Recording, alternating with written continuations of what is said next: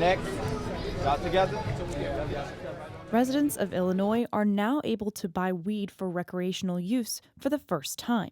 On January 1st, the state became the 11th to legalize cannabis for adult use, and the first to do it through the state legislature. But there's one major aspect of Illinois' new cannabis program that experts say sets it apart from any other state. It really looked at equity and how can it make sure that its program will be as fair as possible to everybody that wants to participate, including minority groups. Several states and cities have been exploring new social equity initiatives to try to repair the damage marijuana laws have done to communities of color. But Illinois is the first state to launch its new legal marijuana market with social equity provisions pre-baked into the law.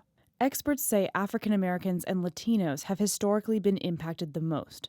The American Civil Liberties Union found that although black and white Americans use cannabis at the same rate, blacks are nearly 4 times more likely than whites to be arrested for possession.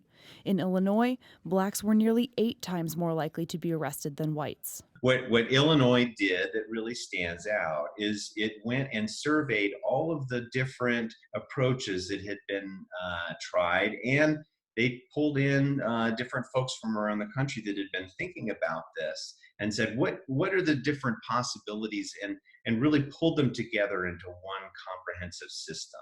The law that went into effect January 1st, 2020, includes expungement provisions.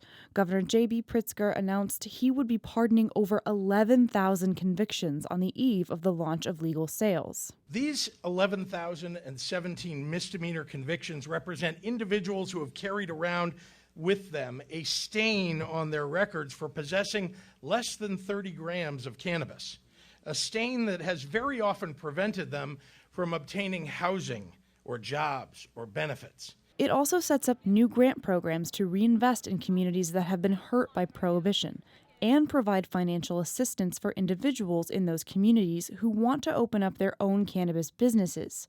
They can apply for a social equity business license to receive loans and other funding from the state. But critics say those social equity business licenses haven't been granted yet, and that the first businesses that will get a jump start on the new legal market are largely owned by white people. So this comes out to $40. Lindsay says the state's priority is to get the new legal market up and running and shut out the illicit market.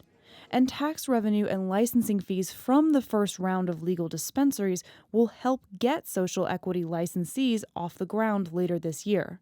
As other states look to Illinois' program over the next few months, a big question will be whether the social equity programs actually end up helping minorities. Under the new law, officials will be required to conduct a diversity study later in the year to determine how racial minority groups were impacted. We'll now have, equity applicants, we'll have equity licensees. But the question is, did that actually address the issue of minorities?